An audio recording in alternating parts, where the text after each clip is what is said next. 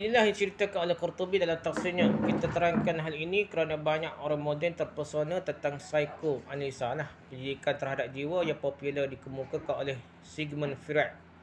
Freud ni tidak mengakui segala sesuatu yang berhubungan dengan gaib. Jiwa di anisanya bukan dari hakikat jiwa itu sendiri, melainkan dari bekas-bekas dan gejala jiwa. Menurut dia, jiwa manusia ini itu terjadi dari 3 lapis. 1 ID, 2 ego dan 3 super ego. Katanya dasar yang di bawah sekali dari diri itu ialah id. Segala hawa nafsu yang vital dalam hidup manusia, hendak makan, hendak minum, hendak bersetubuh, bersumber dari id kita dah. Dialah saran dari segala rasa dan segala naluri. Ego sebagai yang kedua tidaklah mempunyai energi sendiri. Kehidupan yang melangkah selangkah demi selangkah dalam peri kehidupan membentuk ego kita sebagai lanjutan dari id. Kalau dalam lingkungan id kita melihat anak kecil ingin menyusu kerana lapar, oleh kerana pengalaman yang belum ada, jika ibunya terlambat datang untuk menyusukannya, terlunjuknya sendiri yang akan dicucuknya maka jari dia sendiri isap jari sendiri, kerana dia belum dapat memperbedakan di antara menyucurnya susu yang berair dengan menyucur wujud telunjuk yang kering. Maka setelah manusia hidup berangsur setapak demi setapak dari pengalaman, timbullah ego. Dia tidak akan lagi mencucur telunjuknya sebab sudah terang bahawa dari wujud telunjuk tidak akan keluar air susu. Maka menurut Freud, jiwa manusia yang meneruti kegiatan hidup itu ialah ego. Tapi kemudian dalam hidup tadi manusia bertemu dengan manusia lain. Keinginan yang belum tentu sesuai dengan keinginan orang lain. Manusia ingin menyesuaikan dirinya dengan manusia sekelilingnya. Ada pada pergaulan hidup manusia ini, itu mempunyai nilai yang bernama buruk dan bernama baik. Teranglah apa yang baik bagiku belum tentu baik bagi orang lain. Dan sebaliknya, maka majulah jiwa manusia tadi dalam perlombaan hidup. Mencari yang sesuai, mencari yang disukai oleh orang, padahal diri tidak bebas kembali pada idnya semula. Dengan demikian, selalulah terjadi peperangan dalam diri sendiri di antara kehendak id dengan kehendak super ego. Dan ego kadang-kadang menyesuaikan diri ke bawah kepada id dan kadang-kadang dergang ke atas kepada super ego. Super ego selalu menekan perasaan awak ingin padahal masyarakat melarang. Ada agama, ada adat, ada pemerintah, ada etika, ada etiket, ada etika. Sehingga id selalu hawa nafsu selalu tidak pas. Maka oleh sebab itu terpendamlah segala ketidakpuasan asli dari id itu ke bawah sedar. Sekali-sekali dia akan timbul kembali apabila ikatan ego dan super ego terlepas. Pendaman ke dalam itu terkumpul, itulah yang dinamai on the Bewusstsein atau bawah sedar. Kalau orang jadi gila, kalau orang jadi mabuk, atau kalau orang asyik bermimpi, keluarlah segala terpendam tadi ke permukaan hidup dengan tidak disedari. Mimpi menurut Freud ialah apa yang terpendam dalam sedar itu timbul kembali keluar dari lapisan jiwa. Yang terutama sekali yang mempengaruhi manusia ialah urusan libido. Lebih kasarnya lagi ialah hubungan kelamin di antara lelaki dan perempuan yang lebih terkenal dengan sebutan seks. Dan yang mula-mula dicintai oleh manusia ialah ibunya. Sebab itu seorang anak lelaki benci pada ayahnya dan cinta pada ibunya. Asalnya ialah dari mencucut jari pengganti susu ibu. Akhirnya kerana manusia sangat cinta pada ibunya dan benci kepada bapaknya, dibunuhnya ialah bapaknya itu kerana merebut ibunya. Lalu dia menyesal. Sejak itulah timbul apa yang dinamai agama. Ini khayalan dia lah. Maka diselidikilah di dalam laboratorium atau dalam klinik Dr. Sigmund Freud.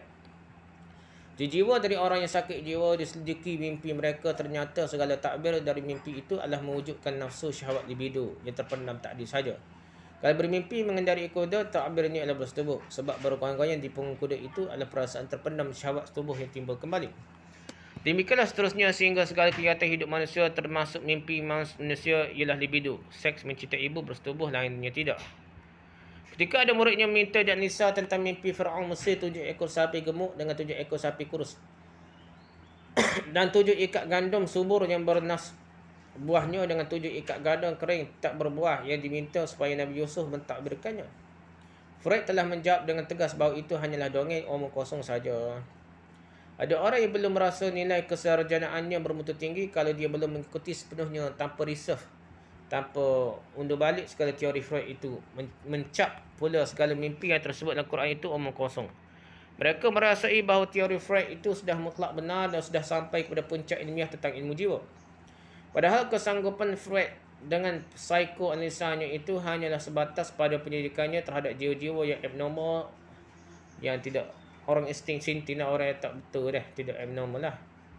Dan psikopat, yang ni agak miring gila lah. Orang gila ke orang miring ni. Dan itu diakuinya sendiri. Freud tidak pernah membukakan lisannya tentang jiwa yang mutmainnah, jiwa yang tenang, jiwa yang mencapai ketenteramannya. Dan orang yang demikian itu Eropah sendiri pun ada. Tentu saja hal demikian tolaknya kerana dia telah memutuskan secara ilmiah bahawa timbulnya agama ialah kerana anak membunuh ayah dan bertubuh dengan ibu sendiri. Kata gitu lah, ibu tenahnya. Padahal bagi orang yang masih berfikir dalam lingkungan agama dan masih percayai hubungan di antara rohani dengan jasmani, Tuhan dengan insan telah terdapat suatu pembuktian ilmiah yang baru, iaitu telepati. Iaitu hubungan di antara seorang manusia dengan manusia lain padahal berjauhan tempat.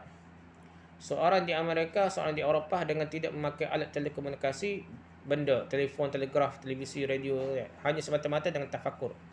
Maka kalau manusia dengan manusia boleh berhubung dengan rohaniah, mengapa kita akan menolak adanya hubungan manusia dengan Zat yang Maha Kuasa, Maha Tinggi? Dengan pertahankan agama sebagai pangkal bertolak fikiran, bukan bererti kita menolak adanya mimpi kosong atau rasion. Sebab dalam hadis-hadis yang telah kita salin di atas tadi, kita telah mendapat keterangan langsung dari Rasulullah SAW bahawa asal mimpi bukanlah sahaja semata-mata dari Allah dan malaikat. Bahkan ada juga dari khayal manusia sendiri, dari pengalamannya sehari-hari yang kemudian mengendap kepada apa yang dinamai oleh Freud dengan bawah sedar atau lapis tak sedar dan di waktu-waktu tertentu seketika seorang yang tidak dapat mengendalikan dirinya lagi, yang mengendap itu menyembul keluar. Yang kerap lupa ialah bahawa sekalian apa yang dikemukakan oleh Freud itu ialah teori hasil penyidikan, kemungkinan-kemungkinan bukanlah kepastian sama sekali. Demikian juga teori Darwin.